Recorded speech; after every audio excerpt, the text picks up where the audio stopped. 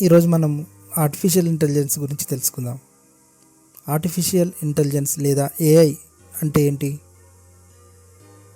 AI అంటే దీన్ని మనం తెలుగులో కృత్రిమ మేధ అని కూడా అనవచ్చు. కృత్రిమ మేధ అంటే కృత్రిమ మేధ అనే పదాన్ని మనం చూసినట్లయితే మానవ మెదడులు ఉండేటువంటి దాన్ని మేధస్సు అంటాం. మానవ మెదడుకు ఉండేటువంటి పవర్ని, అంటే ఆలోచించే శక్తి, నిర్ణయాలు తీసుకునేటువంటి శక్తి, దాన్ని మనం మేధస్సు అని చెప్పవచ్చు. మెదడులా సొంతగా ఆలోచించేటువంటి టెక్నాలజీని అభివృద్ధి చెందిస్తే దాన్నే మనం కృత్రిమ మేధ అని అనవచ్చు. మరి నిజంగా మానవుని మెదడు లాంటి అద్భుతమైనటువంటి మేధస్సును కలిగినటువంటి టెక్నాలజీని మనం తయారు చేయగలమా? మానవుని మెదడు అంతా కాకుండా కొంతవరకు మనం మెదడు లాంటి కొత్త కృత్రిమ మెదడుని మనం తయారు చేయలేకపోయినా మెదడులా పనిచేసే విధంగా, అంటే పూర్తిగా 100% కాకుండా కొంతవరకు మెదడులా పనిచేసేటువంటి టెక్నాలజీని మనం తయారు చేసుకోగలిగాం. దాన్ని మనం ఈరోజు కృత్రిమ మేధ లేదా ఆర్టిఫిషియల్ ఇంటెలిజెన్స్ అని పిలుస్తున్నాం.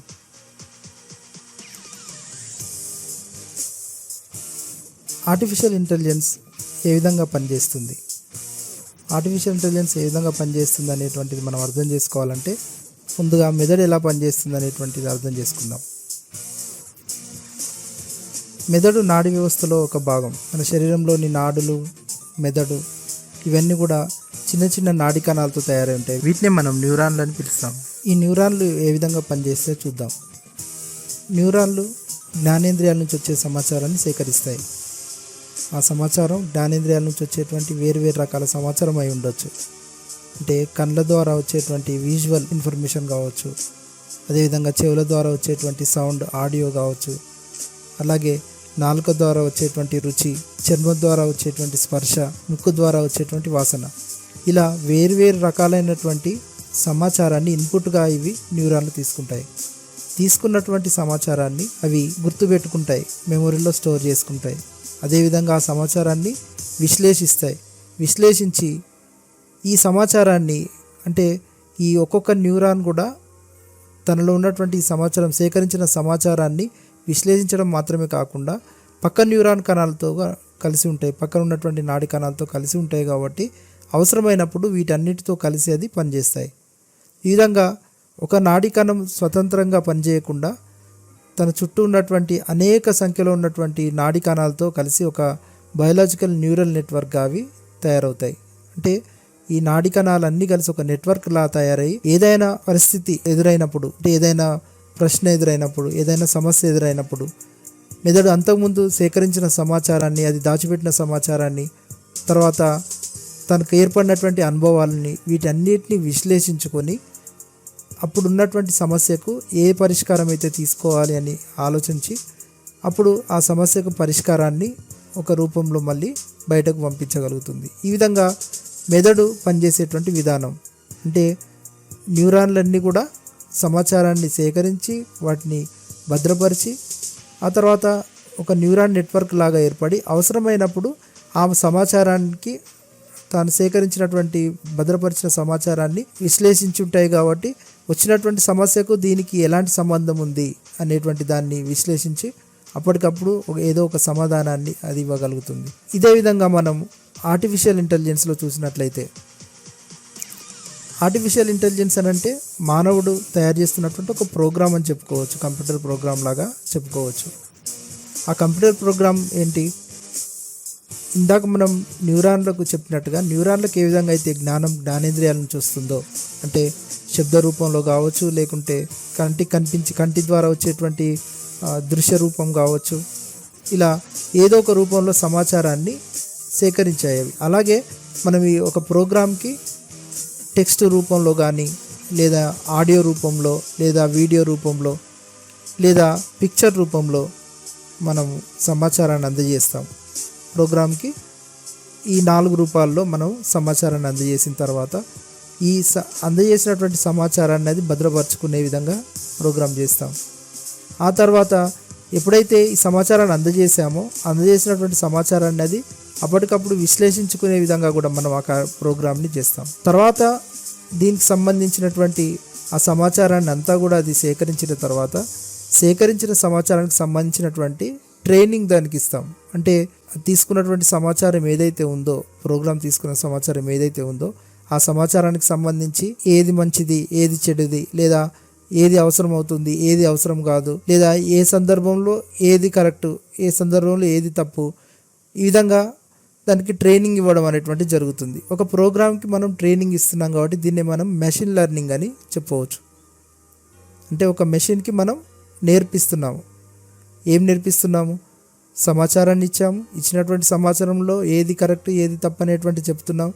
ఇలా దానికి ట్రైనింగ్ ఇస్తూ ఆ మెషిన్ని మెథడ్ రూపొందించే ప్రయత్నం మనం చేస్తున్నాం.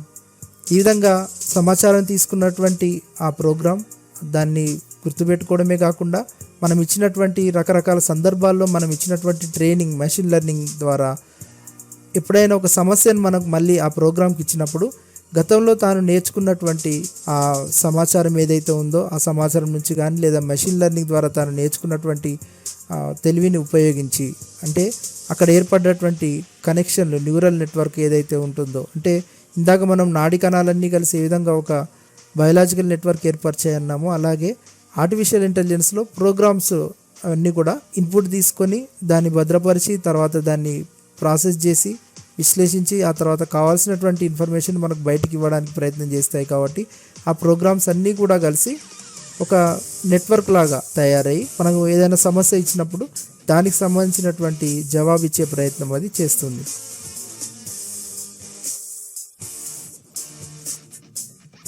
ఏ విధంగా అయితే మెదడుకు మనం, అంటే ఉదాహరణకు మనం ఒక గులాబీ పువ్వు అని నేను ఇప్పుడు చెప్పాను, చెప్పగానే మీ కంటికి అందరికి కూడా ఒక గులాబీ పువ్వు గుర్తుకొచ్చింది, దాని కలర్ గుర్తుకొచ్చింది, దాని వాసన గుర్తుకొచ్చింది, అది ఎలా ఉంటుంది, షేప్ ఎలా ఉంటుంది, అందులో మళ్ళీ ఎన్ని రకాల రంగులు ఉన్నాయి, ఇవన్నీ కూడా మీ కంటికి నేను ఇప్పుడు చూపించకుండా మీ మెదడులో అవి మెదులుతూ ఉన్నాయి. ఇది ఎలా జరిగింది అంటే ఎప్పుడో మనం చూసినటువంటి గులాబీ పువ్వులు చూసినటువంటి వాసన, లేదా మనం చూసినటువంటి రకరకాల గులాబీ పువ్వులు, వీటికి సంబంధించిన సమాచారం అంతా కూడా మెదడులో స్టోర్ అయ్యింది. దాన్ని గులాబీ పువ్వు అంటారనేటువంటి సౌండ్ కూడా మీ మెదడులో స్టోర్ అయింది. నేను బోర్డు పైన రాస్తే గులాబీ లేదా రోజ్ అని రాసినప్పుడు అక్షరాలు కూడా మీ మెదడులో స్టోర్ అయ్యాయి. ఈ విధంగా ఒక గులాబీ పువ్వు యొక్క పిక్చరు, దానికి సంబంధించినటువంటి సౌండ్, దాని వాసన, తర్వాత దాని పేరుకి సంబంధించినటువంటి అక్షరాలు, ఇవన్నీ వేరువేరుగా మెదడులో స్టోర్ అయ్యి మళ్ళీ అవన్నీ కలిసి ఒక్క రూపంలో మనకు మెదడులో మెదలాడుతున్నాయి. అంటే ఈ విధంగా తీసుకున్నటువంటి సమాచారాన్ని కేవలం మెదడులో దాచిపెట్టుకోవడమే కాకుండా అవసరమైనప్పుడు మనం మళ్ళీ ఎదురైనటువంటి పరిస్థితికి దానికి ఏమైనా సంబంధం ఉందా అని విశ్లేషించుకునేటువంటి సందర్భాలు కూడా మనకు ఉంటాయి. ఉదాహరణకు ఇప్పటిదాకా గులాబీ పువ్వు గురించి చెప్పాను. ఇప్పుడు నేను 3 రంగుల పేర్లు చెప్పి ఇది దేనికి సంబంధించినటువంటిది ఉండవచ్చు, ఈ రంగుల్లో పర్టికులర్ కలర్ పేరు చెప్పి ఇది ఏ పువ్వుకి సంబంధించి ఉండవచ్చు అని నేను అడుగుతాను. ఉదాహరణ చూడండి, ఎరుపు, తర్వాత పసుపు, అదేవిధంగా నీలి రంగు, ఈ 3 చెప్పాను అనుకోండి. చెప్పి నేను పసుపు రంగు పువ్వులు ఏమున్నాయి అని అడుగుతాను. అడగగానే మీ మెదడులో పసుపు రంగుకి సంబంధించినటువంటివి వచ్చాయి. అంటే ఎల్లో కలర్ అనేటువంటిది అది వేరే ఒక టాపిక్, కానీ మనకు పసుపు రంగు అనగానే దానికి సంబంధించిన పువ్వు అని నేను అన్నప్పుడు ఈ 2 పదాలని మళ్ళీ ఒక దగ్గర చేర్చి ఈ రెండిటికి ఏం సంబంధం ఉంది, రిలేషన్ ఏముంది అంటే మనం అంతకుముందు నేర్చుకున్న ఫ్లవర్స్ గురించి, ఆ తర్వాత కలర్స్ గురించి, వాటి సౌండ్ గురించి, వాటి వాసన గురించి, ఈ విధంగా వేరువేరుగా ఏర్పరచుకున్నటువంటి భద్రపరుచుకున్న సమాచారాన్ని వాటి మధ్య ఎలాంటి సంబంధం ఉందనేటువంటిది ఒక నెట్వర్క్ లాగా అదంతా కూడా విశ్లేషించి మళ్ళీ దానికి సంబంధించినటువంటి అవుట్పుట్ని మనకు మెదడు ఇవ్వగలుగుతుంది.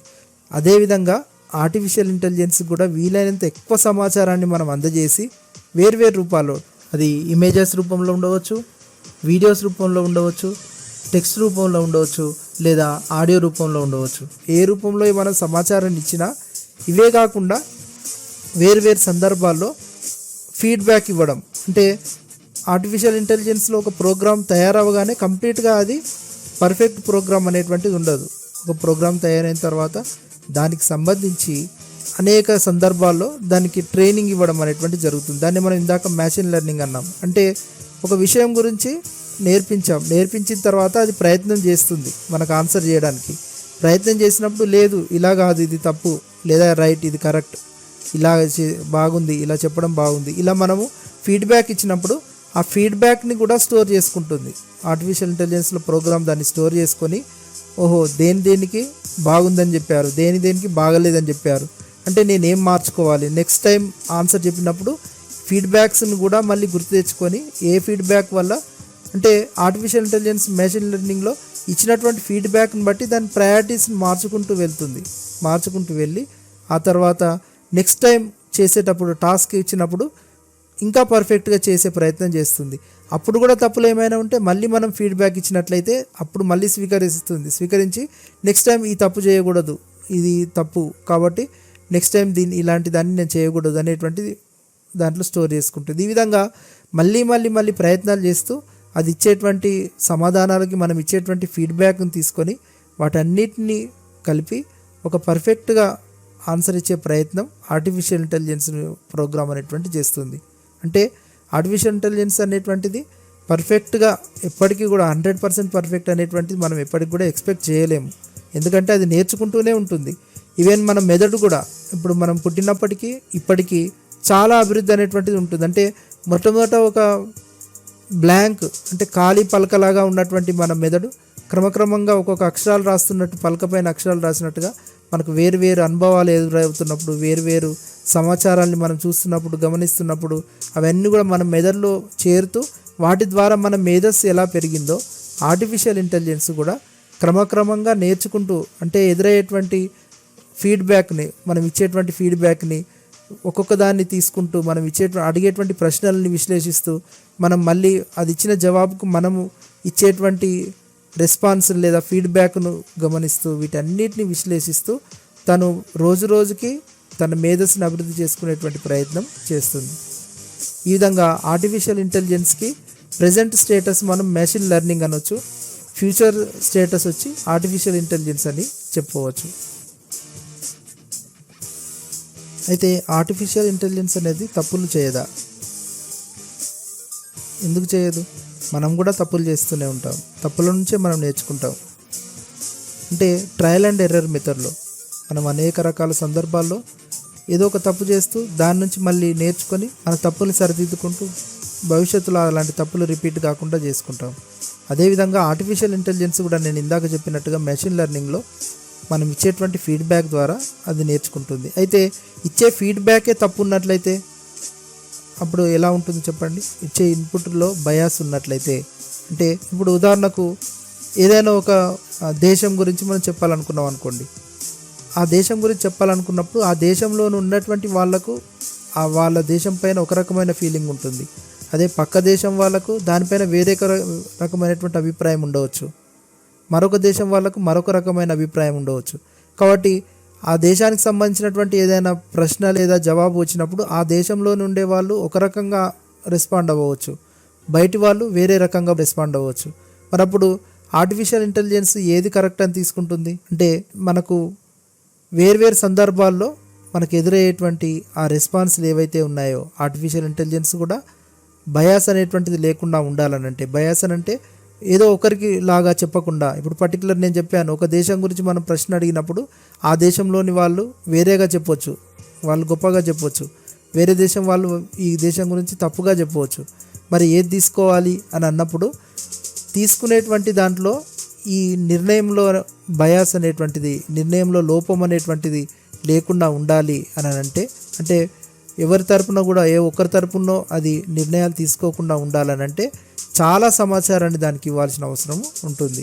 అంటే వేర్వేరు దేశాల నుంచి సమాచారాన్ని దానికి ఇచ్చినట్లయితే, వేర్వేరు రకాల వ్యక్తులు ఆ సమాచారాన్ని ఇచ్చినట్లయితే అందరి సమాచారాన్ని సేకరించి దాంట్లో మ్యాచ్ అవుతున్నటువంటి సమాచారం ఏముంది, దాంట్లో ఒకరికొకరు వ్యతిరేకంగా చెప్తున్నటువంటి విషయాలు ఏమున్నాయి, ఇదే విషయాలు వేరే సందర్భంలో అంటే వేరు విషయాల్లో వీళ్ళు మాట్లాడుతున్నప్పుడు ఎలా ఉన్నాయి, ఇలా అనేక రకాలుగా ఆలోచించి చాలా డేటా, దాన్ని మనం బిగ్ డేటా అంటాం, అంటే బిగ్ డేటా అనాలిసిస్ అని కూడా అనవచ్చు. నేను చెప్పింది ఒక చిన్న ఎగ్జాంపుల్, ఒక దేశం గురించి ఒక ప్రశ్న అన్నాను. అలా కాకుండా ఒక వ్యాపారం గురించి కావచ్చు, ఒక కంపెనీ గురించి కావచ్చు, లేదా ఒక దేశంలో ఉన్నటువంటి సమస్య గురించి కావచ్చు, లేదా ప్రకృతికి సంబంధించినటువంటి వాతావరణంలో కలుగుతున్నటువంటి రకరకాల మార్పుల గురించి కావచ్చు, ఇలా దేని గురించి అయినా సరే పర్ఫెక్ట్గా ఆన్సర్ రావాలి అని అంటే, తప్పులు లేకుండా ఉండాలంటే మొదట మనం దానికి తప్పు సమాచారాన్ని ఇవ్వకూడదు ఫస్ట్.